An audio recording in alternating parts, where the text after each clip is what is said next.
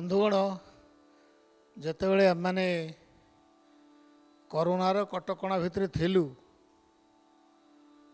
सेतेबेले चिंता करा जाइथिला जे सेई समय को उपयोग करिकरी केते कथा केते लोके चिंता करिसंती आमे मध्य चिंता करिकरी एई ओडिसी संगीत पाठशाला कार्यक्रम आरंभ करिथिलु एवं ताहा प्रत्येक शुक्रवार नियमित आज प्राय 22टा जाक भाग प्रसारित हो सारिलाणी एवं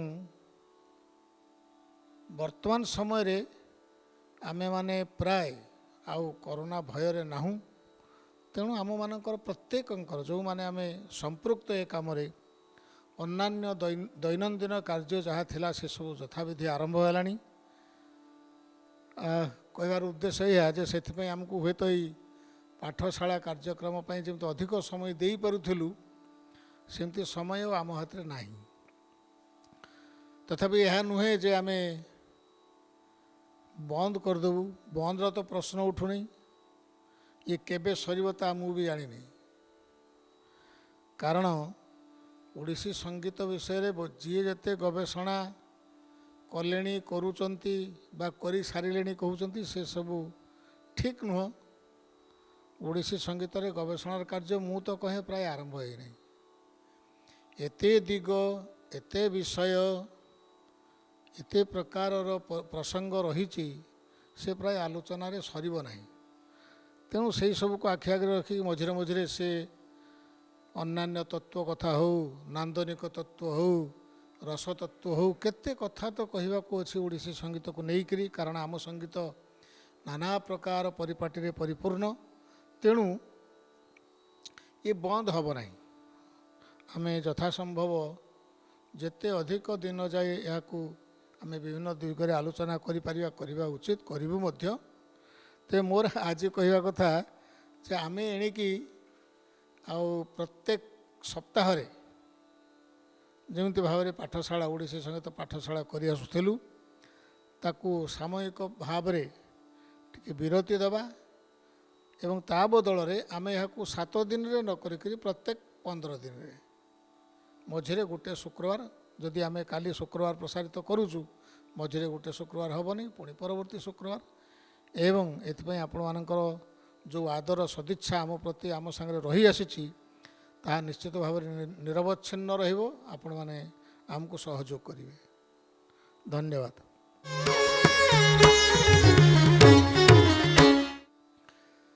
आमे अतीत भाग मानकरे ओडिसी संगीत रे प्रचलित थिबा प्रबंध पर्याय बा कौन कौन जिनस आमे गाऊ से विषय चर्चा करा जाउथिला आमे ओडिसी प्रबंधर प्राय सारी थिलु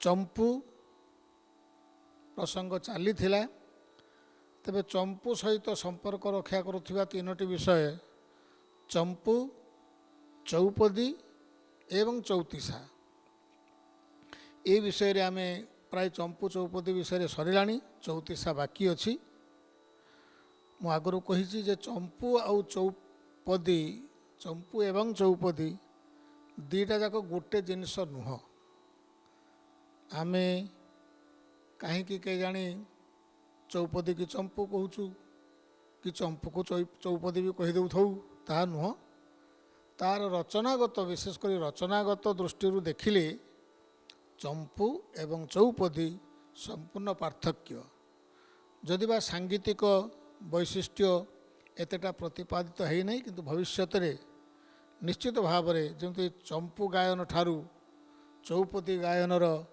शैली स्वतंत्र हम से विषय में मध्य चिंता करिवार आवश्यकता रही तेणु आम चंपू चौपदी विषय कथा हेतु एवं चौतीसा बाकी अच्छी बोली मुझे भी कहूँ तो आज गोटे हठात मन पड़ा यही जो वर्गीकरण से ओडिसी रागांग भावांग नाट्यांग ध्रुवपदांग हो कि चंपू छांद चौतीसा जनाण ये सब जो नामकरण होती तार जो वर्गीकरण होती यार गोटे विधिबद्ध परंपरा अच्छी एमती नुह जे आमे आज करि पकेलु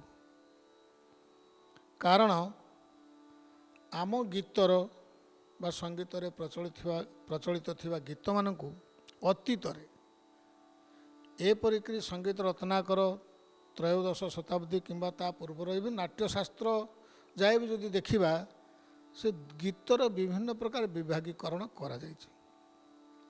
ତେବେ ଆମ ରାଜ୍ୟ ସହିତ ବା ଆମ ରାଜ୍ୟର ଓଡ଼ିଶୀ ସଙ୍ଗୀତର ସଂସ୍କୃତି ସହିତ ପରିଚିତ ଥିବା 2-3ଟି ବିଷୟ ମୁଁ ଆପଣମାନଙ୍କୁ ଦୃଷ୍ଟି ଆକର୍ଷଣ କରିବି।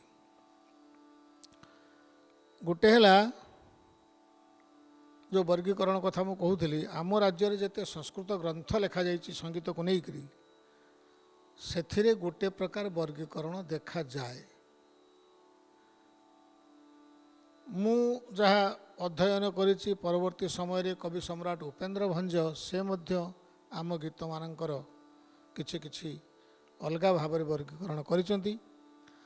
ତାପରେ ପରବର୍ତ୍ତୀ ସମୟରେ କିମ୍ବା ଏବେ ସୁଦ୍ଧା ଇଏ ନାନା ନାମରେ ପରିଚିତ ହେଇକରି ବର୍ତ୍ତମାନ ସମୟରେ ଗୋଟିଏ ସାର୍ବଜନୀନ ଭାବରେ ଗୋଟିଏ ପ୍ରକାର ଚାଲିଛି। ତ ମୁଁ ଯେଉଁ କହୁଥିଲି ଆମ ସଂସ୍କୃତ ଗ୍ରନ୍ଥରେ ଲେଖାଥିବା ପ୍ରବନ୍ଧମାନଙ୍କର ନାଁ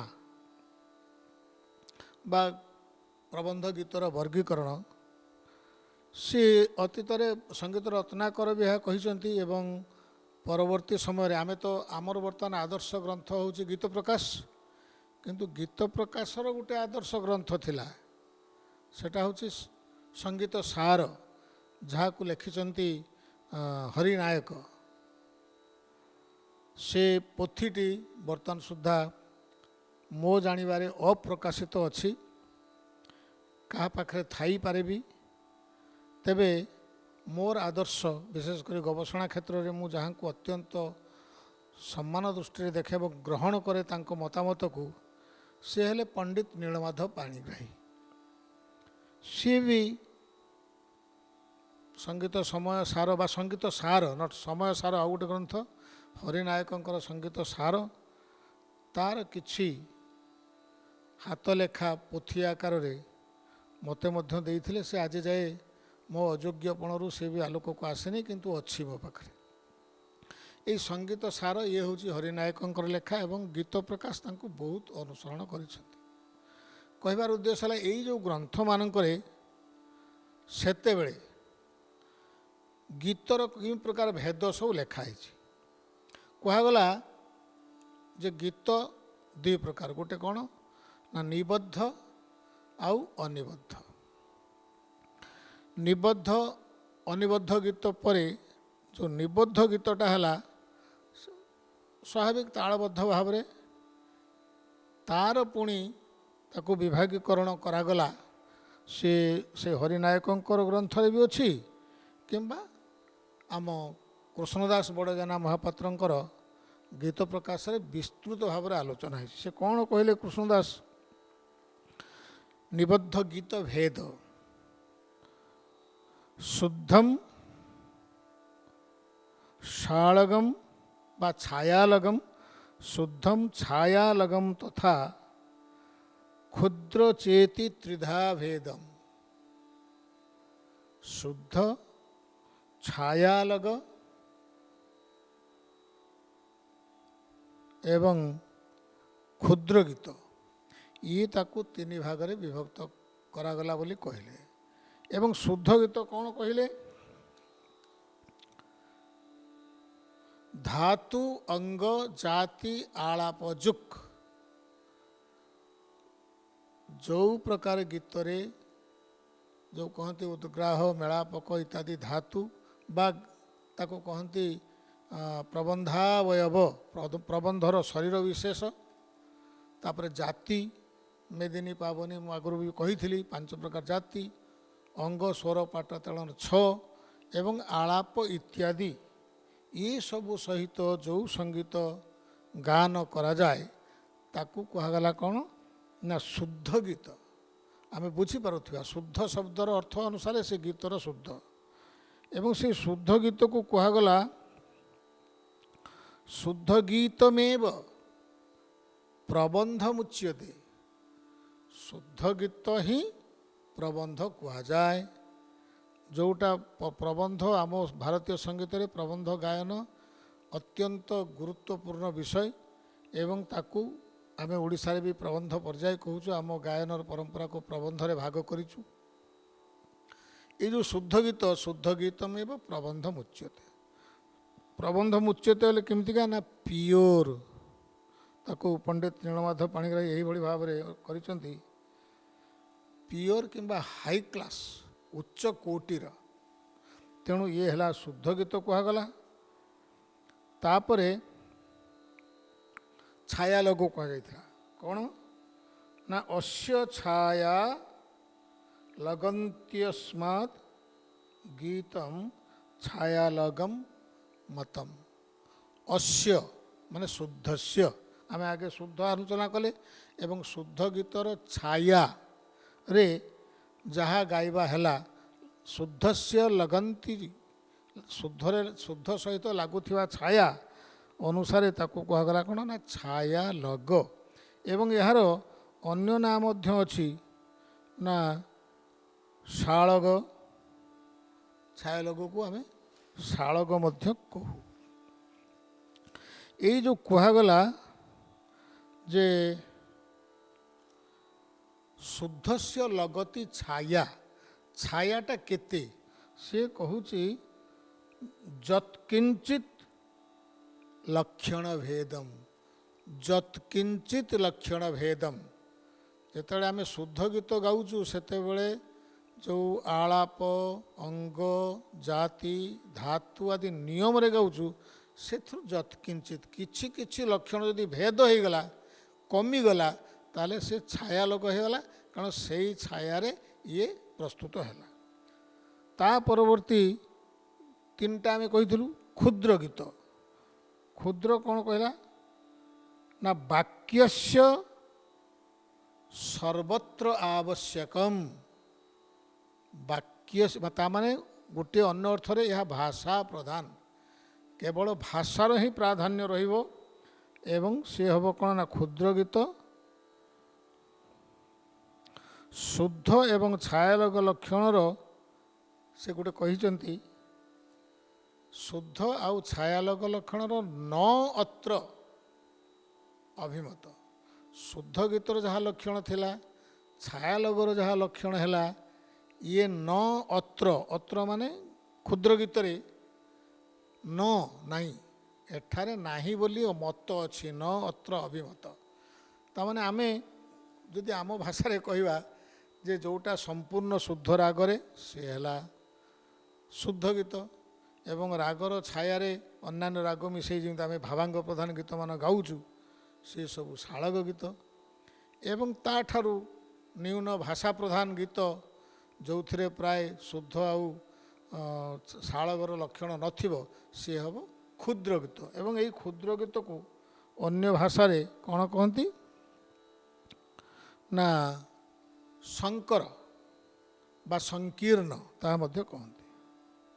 ଆଉ ଗୋଟେ କଥା କୁହାଯାଇଛି ଯେଉଁଟା ବିଶେଷ ଉଲ୍ଲେଖଯୋଗ୍ୟ, ଏଇ କ୍ଷୁଦ୍ର ଗୀତ ତାରି ଚାରିଗୋଟି ଭେଦ ଅଛି, ଚତୁର୍ବିଧ ଭେଦା।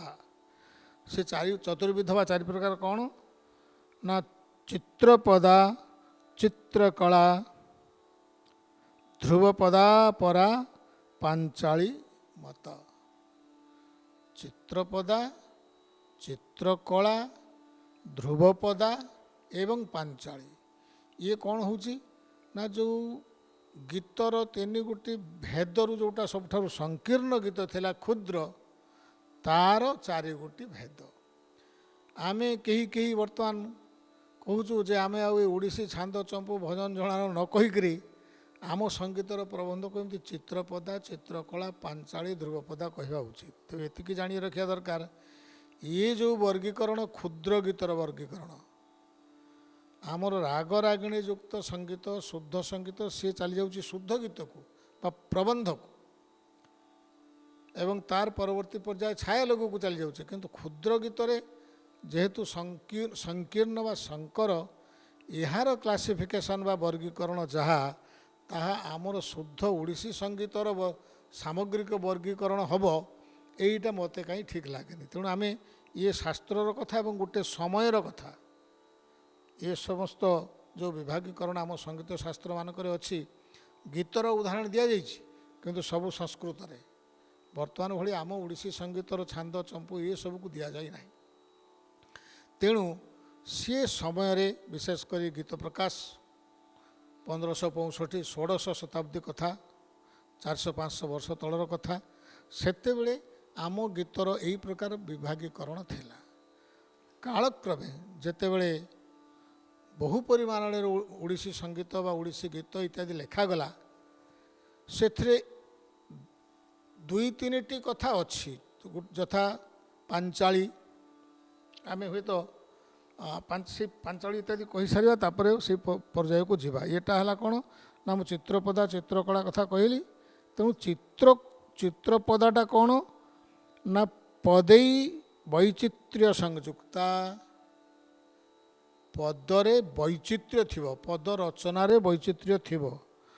ନ ଧାତ୍ୱାଦୌ ନ ତାନ ବିଶେଷ, ଯେଉଁ ଧାତୁ ଆଦୌ ବା ଧାତୁ ଆଦି କୁହାଯାଇଥିଲା, ଯେ ଧାତୁ ଅଙ୍ଗ ଜାତି ଆଳାପ ନ ହେବ ନାହିଁ, ନ ତାନ ବିଶେଷ ତାହା ବି ହେବ ନାହିଁ।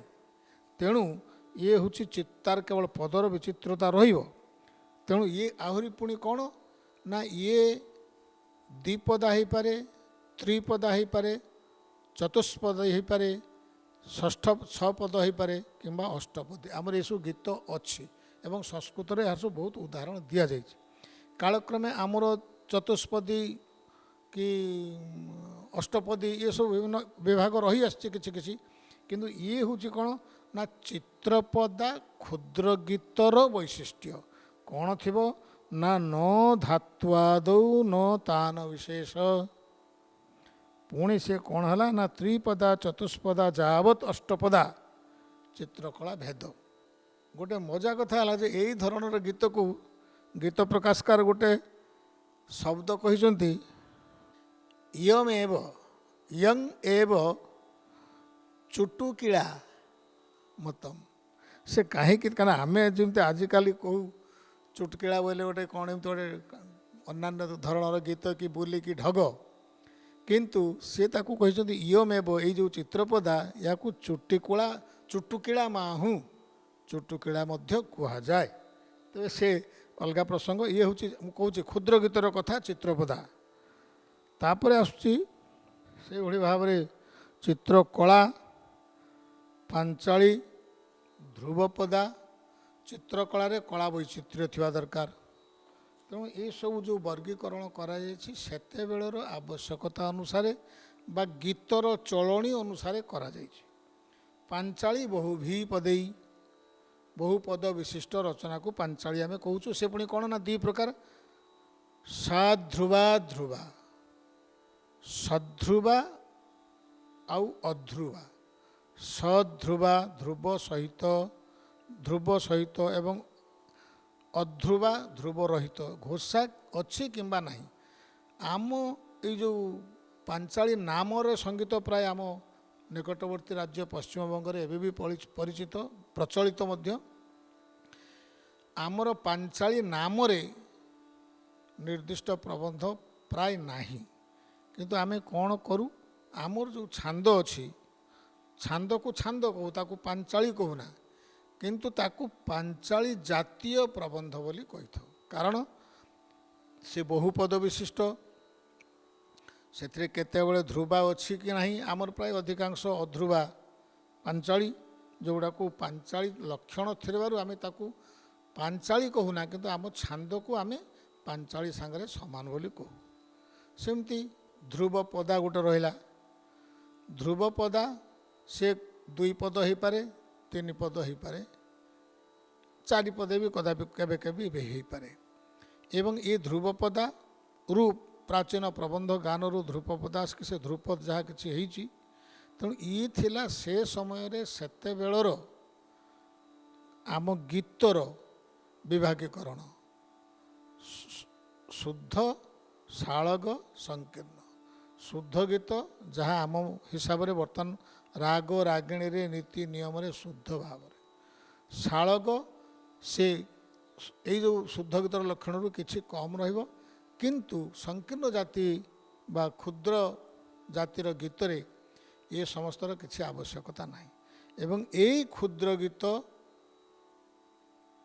ବା କ୍ଷୁଦ୍ର ଜାତିର ଗୀତ ଭିତରେ ତାର ଚାରିଗୋଟି ଯେଉଁ ଥିଲା ବର୍ଗୀକରଣ, ଚିତ୍ରପଦା, ଚିତ୍ରକଳା, ପାଞ୍ଚାଳୀ, ଧ୍ରୁବପଦା, ଇଏ କେବଳ କ୍ଷୁଦ୍ର ଗୀତ। ଏହା ଆମ ମୂଳରୁ କହିଛି ଯେ ଏହା ସାମଗ୍ରିକ ଭାବରେ ଆମ ଓଡ଼ିଶୀ ସଙ୍ଗୀତର ପ୍ରବନ୍ଧର ବର୍ଗୀକରଣ ବା ପର୍ଯ୍ୟାୟୀକରଣରେ ଆଣିବା ଠିକ୍ ହେବ ନାହିଁ। ଇଏ ଥିଲା ଗୀତ ପ୍ରକାଶ ସମୟର କଥା। କିନ୍ତୁ କାଳକ୍ରମେ ଯେତେବେଳେ କବି ସମ୍ରାଟ ଉପେନ୍ଦ୍ର ଭଞ୍ଜ ଆସିଲେ, ସେତେବେଳକୁ ଆମ ରାଜ୍ୟରେ ଗୀତର ଅନେକ ପ୍ରକାର ବୈବିଧ୍ୟ ବା ବିବିଧତା ଦେଖା କଲାନି। କିନ୍ତୁ ସିଏ ଗୋଟିଏ ପ୍ରସଙ୍ଗରେ କହିଲେ ପଞ୍ଚବିଧ ଗୀତ କଥା। ପଞ୍ଚବିଧ ଗୀତ, 5 ପ୍ରକାର ଗୀତ କ'ଣ? ବୋଲି, ଛାନ୍ଦ, ଚୌପଦୀ, ଚଉତିଶା, ଢଗ। ଇଏ ତାକୁ 5 ପ୍ରକାର ଗୀତ କହୁଛନ୍ତି। କିନ୍ତୁ ପ୍ରଥମଟା ଅଛି ବୋଲି, ଶେଷଟା ଅଛି ଢଗ। ଏ ଯେଉଁ ବୋଲି ଆଉ ଢଗ ବା ଢଗ ଢମାଳି, ଏହାକୁ କବି ସମ୍ରାଟ ଉପେନ୍ଦ୍ର ଭଞ୍ଜ ଗୀତ ଆକାରରେ ନେଇଛନ୍ତି। କାରଣ ତାହା ଆମ ଲୋକ ଜୀବନର, ଆମ ଲୋକ ଚରିତ୍ରର କଥା କହେ। ତାକୁ ଗାଆନ୍ତି ବି, ଆମେ ଲୋକମାନେ ବି ମନଫୁଲିଣିଆ ଗୀତ ଗାଇବା ନ୍ୟାୟରେ ଗାଇବା ବି ହୁଏ। ତେଣୁ ସେ ତାକୁ 5ଟା ଗୀତ ରଖିଛନ୍ତି। ଆଉ ତା ଭିତରେ ରଖିଛନ୍ତି କ'ଣ ନା ଛାନ୍ଦ, ଚୌପଦୀ, ଚଉତିଶା। ସେ ଚମ୍ପୁ ବିଷୟ କହିନାହାନ୍ତି। ଇଏ 5 ପ୍ରକାର ଗୀତ କେହି କେହି ବି ମୁଁ ଶୁଣିଛି ଯେ ଆମ ଓଡ଼ିଶୀରେ ଏସବୁ ଓଡ଼ିଶୀ ଇତ୍ୟାଦି ଇତ୍ୟାଦି କହୁଛନ୍ତି। ନ କହିକି ଆମେ ତାକୁ ଏଇ ଭଞ୍ଜଙ୍କର ପଞ୍ଚବିଧ ଗୀତକୁ ନାମକରଣ ନେବା ବି ଉଚିତ। ସାଧୁ ପ୍ରସ୍ତାବ କୁହାଯାଇପାରେ। କିନ୍ତୁ ଏଥିରେ ଓଡ଼ିଶୀ ସଙ୍ଗୀତର ଯେତେ ପ୍ରକାର ପ୍ରାଚୁର୍ଯ୍ୟ ଏବଂ ଯେତେ ପ୍ରକାରର ବୈଭବ ଅଛି, ସେ ଏଇ 5ଟି ଭିତରେ ଆସୁନାହିଁ। ତେଣୁ ପଞ୍ଚବିଧ ଗୀତ ଭିତରେ ଅନ୍ତତଃ ପକ୍ଷେ ଚୌପଦୀ, ଚଉତିଶା ଏବଂ ଛାନ୍ଦ ଆମେ ବୁଝିପାରୁଛୁ। ଏ 3ଟା ସେଇ ପ୍ରାଚୀନ ନାଁରେ ଅଛି ଏବଂ ଆଜି ମଧ୍ୟ ପ୍ରଚଳିତ। ବାକି ରହିଗଲା ଚମ୍ପୁ ଏବଂ ଓଡ଼ିଶୀ। ଆମର ଯେଉଁ ଗୀତମାନ ଅଛି ତା ଭିତରେ ଆମେ ଗୋଟେ ଲକ୍ଷ୍ୟ କରୁ, ଗୋଟେ ପ୍ରକାର ଗୀତକୁ ଓଡ଼ିଶୀ କହୁଛୁ, ତାପରେ ଚମ୍ପୁକୁ ଚମ୍ପୁ କହୁଛୁ, ଛାନ୍ଦକୁ ଛାନ୍ଦ କହୁଛୁ, ଚଉତିଶାକୁ ଚଉତିଶା କହୁଛୁ, ଭଜନକୁ ଜଣାଣକୁ କିମ୍ବା ଗୀତ ଗୋବିନ୍ଦର ଅଷ୍ଟପଦୀକୁ, ଏସବୁ ତାଙ୍କର ନିଜ ନିଜର ନାଁ ଅଛି। ଓଡ଼ିଶୀ ଯେଉଁଟା ଅତ୍ୟନ୍ତ ବ୍ୟାପକ କଥା, ରଚନା ଦୃଷ୍ଟିକୋଣରୁ, କଳେବର ଦୃଷ୍ଟିକୋଣରୁ ଆଉ ଲୋକପ୍ରିୟତା ଦୃଷ୍ଟିକୋଣରୁ ସେ ଗୋଟେ ବ୍ୟାପକ ଜିନିଷ। କିନ୍ତୁ ଏଇ ଯେଉଁ ଓଡ଼ିଶୀ ଗୋଟେ ଗୀତର ନାମକରଣ, ଏଇଟା ପ୍ରକୃତରେ କେବେ ହେଇଛି, କିଏ କଲା, ସେଟା ଯଥେଷ୍ଟ ଗବେଷଣାର ସାପେକ୍ଷ। କିନ୍ତୁ ଓଡ଼ିଶୀ ଶବ୍ଦ ବିଷୟରେ କୁହାଯାଇପାରେ। ସାଧାରଣ ଭାବରେ ଯେତେବେଳେ ଓଡ଼ିଶା ନାମରେ ରାଜ୍ୟଟି ହେଲା, ତାର ସଙ୍ଗୀତ ଓଡ଼ିଶୀ ସଙ୍ଗୀତ ହେଲା, ଇଏ ବି ହେଇପାରେ। ଏବଂ ଏମିତି ଓଡ଼ିଶୀ ଏମିତି ଭାବରେ ଡିଫାଇନ୍ କଲେ ବା ସଂଜ୍ଞା ନିରୂପଣ କଲେ ସବୁ ଗୀତ ଓଡ଼ିଶୀ ବୁଝେଇଯିବ, ଚମ୍ପୁ ବି ଓଡ଼ିଶୀ, ତାହା ବି ନୁହଁ। ପରବର୍ତ୍ତୀ ସମୟରେ ମୁଁ କହିବି କାହିଁକି ନୁହଁ ନା ଆମେ ଯେଉଁ ଓଡ଼ିଶୀ ସଙ୍ଗୀତ ପଦ୍ଧତି, ତାହା ହେଉଛି ଏକ ସିଷ୍ଟମ୍ ବା ଗୋଟେ ପଦ୍ଧତିର ନାଁ। ଓଡ଼ିଶୀ କହିଲେ ସେଇ ପଦ୍ଧତି ଅନ୍ତର୍ଗତ ଗୋଟେ ବିଭାଗ, ଗୋଟେ ପ୍ରବନ୍ଧର ବିଭାଗ। ସାଧାରଣ ଭାବରେ ଏଇ ଯେଉଁ ଓଡ଼ିଶୀ ଶବ୍ଦ ପୂର୍ବରୁ ଗୋଟିଏ ଶବ୍ଦ ଥିଲା, ସାର୍ବଜନୀନ ଭାବରେ ଗୃହୀତ ହେଉଥିଲା, ତାକୁ କହୁଥିଲା ସଙ୍ଗୀତ। ସଙ୍ଗୀତ କହିଲେ ସବୁ ବୁଝି ଯାଉଥିଲା, ଛାନ୍ଦ, ଚମ୍ପୁ, ଓଡ଼ିଶୀ, ଚୌପଦୀ ଇତ୍ୟାଦି ଇତ୍ୟାଦି ସବୁ। ଆମର ପ୍ରଚଳିତ ଅଛି ଯେ ସଙ୍ଗୀତ ପିଲା, ଯେଉଁମାନେ ଗୋଟି ପୁଅ କି ସଖୀନାଟ, ସେମାନେ ଉଭୟ ନୃତ୍ୟ ସହିତ ସଙ୍ଗୀତ କରନ୍ତି। ସେଥିରେ ଛାନ୍ଦ ଥାଏ, ଚମ୍ପୁ ଥାଏ, ଓଡ଼ିଶୀ ଥାଏ, ଚୌପଦୀ ଥିବ। ତେଣୁ ଏହିସବୁ କାରଣରୁ ତାକୁ ସଙ୍ଗୀତ ବୋଲି କୁହାଯାଉଥିଲା। ଗୋଟେ ଜେନେରାଲ ଟର୍ମ ଯାହା କୁହାଯାଇପାରେ, ସାର୍ବଜନୀନ ଗୋଟେ ପରିଭାଷା। ଏବଂ ଏହି ସଙ୍ଗୀତର ସ୍ଥାନ ନେଇଛି, ମୁଁ ତ କହିବି ଓଡ଼ିଶୀ। ତେଣୁ ଓଡ଼ିଶୀ ହେଉଛି କ'ଣ ନା ଗୋଟିଏ ସେଇ ରାଧାକୃଷ୍ଣଙ୍କ କଥା ଚମ୍ପୁରେ ଅଛି, ଛାନ୍ଦରେ ସବୁଠି ଅଛି, କିନ୍ତୁ ଚମ୍ପୁର ଯେଉଁ ନୀତି ନିୟମ ଅଛି ସେଥିରେ ସାଧାରଣ ଓଡ଼ିଶୀ ଗୀତମାନଙ୍କରେ ନଥାଏ, ରହିବାର ଆବଶ୍ୟକତା ନାହିଁ। ଏବଂ ତାହା ଆମର ଯେଉଁ ରାଗ ଅଙ୍ଗ, ଭାବ ଅଙ୍ଗ, ନାଟ୍ୟ ଅଙ୍ଗ, ଧ୍ରୁବପଦ ଅଙ୍ଗର ରଚନାର ଅଛି। ତେଣୁ ସେହି କାରଣରୁ ପରବର୍ତ୍ତୀ ସମୟରେ ସେ ସଙ୍ଗୀତର ସ୍ଥାନ ନେଇଥିବ ଓଡ଼ିଶୀ ନେଇଛି। ଏବଂ ବର୍ତ୍ତମାନ ସୁଦ୍ଧା ସେଇ ଓଡ଼ିଶୀ କି ଚମ୍ପୁ ଛାନ୍ଦ ନାମରେ ଆମେ ଆମ ସଙ୍ଗୀତକୁ, ଆମ ସଙ୍ଗୀତର ପ୍ରବନ୍ଧକୁ ନାମକରଣ କରିଆସୁଛୁ। ଓଡ଼ିଶୀ ଶବ୍ଦ କଥା ମୁଁ କହୁଥିଲି, ହୁଏତ ସମ୍ଭବତଃ କେହି କେହି କହନ୍ତି ଯେ ଯେତେବେଳେ ଓଡ଼ିଶୀ ନୃତ୍ୟର ବିକାଶ ହୋଇଗଲା ସେତେବେଳେ କବିଚନ୍ଦ୍ର କାଳୀଚରଣ ପଟ୍ଟନାୟକ କାଳେ ତା'ର ନାମକରଣ ଦେଇଥିଲେ ଓଡ଼ିଶୀ ନୃତ୍ୟ। ତେଣୁ ଓଡ଼ିଶୀ ନୃତ୍ୟର ପର୍ଯ୍ୟାୟବାଚୀ ଶବ୍ଦ ଓଡ଼ିଶୀ ସଙ୍ଗୀତ ସ୍ୱାଭାବିକ ଭାବରେ ହେବ। କିନ୍ତୁ ଓଡ଼ିଶୀ ସଙ୍ଗୀତର ଶବ୍ଦ ଅନ୍ୟମାନେ ଅନେକ ଜାଗାରେ ଦେଖିଥିବେ, ପଢ଼ିଥିବେ। ଯେଉଁ ପୂର୍ଣ୍ଣଚନ୍ଦ୍ର ଭାଷାକୋଷରେ ବି ଅଛି। କବିଚନ୍ଦ୍ର ଗ୍ରନ୍ଥାବଳୀ ପଣ୍ଡିତ କୁଳମଣି ଦାସ ଯେଉଁ ସମ୍ପାଦିତ କଲେ, ତାର ମୁଖବନ୍ଧ ଲେଖିଛନ୍ତି ଗୋପାଳ ଚନ୍ଦ୍ର ପ୍ରହରାଜ। ସେଟା ପ୍ରାୟ 1929 ମସିହାର କଥା। ଏବଂ ସେଇ ମୁଖବନ୍ଧରେ ସେ ବାରମ୍ବାର ଓଡ଼ିଶୀ ସଙ୍ଗୀତର ଶବ୍ଦ ପ୍ରୟୋଗ କରିଛନ୍ତି। ତା ଛଡ଼ା ଆମର ଗୋଟେ ବିଭିନ୍ନ କାବ୍ୟ ଯେଉଁ ଆମ ଓଡ଼ିଶାରେ ଲେଖାଯାଇଛି, ଗୋଟେ କାବ୍ୟ ଅଛି ଅଷ୍ଟାଦଶ ଶତାବ୍ଦୀର ତ୍ରୈଲୋକ୍ୟ ମୋହିନୀ। ସେଥିରେ ଗୋଟେ ରାଗ ନାଁ ଅଛି ଓଡ଼ିଶୀ କାମୋଦି। ତେଣୁ ଏଇ ଓଡ଼ିଶୀ ଶବ୍ଦଟି ଆମ ରାଜ୍ୟରେ ବେଶ ପୁରାତନ, ପ୍ରାଚୀନ ଏବଂ ନିହାତି ଓଡ଼ିଶା ଶବ୍ଦ ସହିତ ଓଡ଼ିଶାର ତାହା ଓଡ଼ିଶୀ ଏବଂ ଯାହା ଓଡ଼ିଶୀ ନୃତ୍ୟର ଅନ୍ୟତମ ସାଥୀ କଳାକାର ଓଡ଼ିଶୀ ସଙ୍ଗୀତ। ତେଣୁ ଏଇ ଓଡ଼ିଶୀ ସଙ୍ଗୀତ ନାଁରେ, ଓଡ଼ିଶା ସଙ୍ଗୀତ ପଦ୍ଧତି ନାଁରେ ଯେଉଁ ପ୍ରକାରର ପ୍ରବନ୍ଧ ପର୍ଯ୍ୟାୟ ବର୍ତ୍ତମାନ ହେଉଛି, କରାଯାଉଛି, ତାହା ଏକାନ୍ତ ଉପଯୋଗୀ। ତେଣୁ ଆମେ ଖାଲି ଗୋଟେ ସମୟରେ ଚୌପଦୀ, ମୁଁ କହିଛି ଚୌପଦୀ ଚମ୍ପୁ ଏକା କଥା ନୁହଁ। କେହି କେହି କହୁଛନ୍ତି ଆମ ଓଡ଼ିଶୀ ଚମ୍ପୁ ଛାନ୍ଦ ସବୁ ଏଗୁଡ଼ା ଅତୀତରେ ଚୌପଦୀ ନାମରେ ପ୍ରଚଳିତ ଥିଲା। ଏହା କଦାପି ନୁହଁ। ଚୌପଦୀର ଆକାର, ଚୌପଦୀର ପ୍ରକାର, ଚୌପଦୀର ରୂପ ସେସବୁ ଅଲଗା। ତେଣୁ ଏମିତି କିଛି କହିବାର ଆବଶ୍ୟକତା ପଡ଼ୁନାହିଁ। କିମ୍ବା ଗବେଷଣା ନାଁରେ ଖାଲି ସଂସ୍କୃତ ଶ୍ଲୋକ ଗୋଟେ ଯୋଡ଼େ କହିଦେଇ ତାର କେଉଁଠି ପ୍ରୟୋଜନ ହେଇଛି, କେଉଁଠି ତାକୁ ପ୍ରୟୋଗ କରାଯାଇଛି, ଏସବୁ ଦେଖିକି ଚିନ୍ତା କରିକିରି, କାରଣ ଗବେଷଣା ଗୋଟେ ଜିନିଷ କେହି ସାରି ଦିଅନ୍ତି ନାହିଁ। କିଏ ନା କିଏ ଗୋଟେ କଥା ଆରମ୍ଭ କରେ, ତା ଭିତରେ କେତେ କଥା ବାହାରିବ। ଆଜି ଯେତିକି କଥା ମୁଁ ଆଲୋଚନା କଲି, ତାଠାରୁ ଅଧିକ ଅନେକ କଥା ଯେଉଁମାନେ ଯଥାର୍ଥରେ ଗବେଷଣା କରୁଛନ୍ତି, ଖୋଜୁଛନ୍ତି, ଖୋଜିବେ, ସେ ପାଇବେ।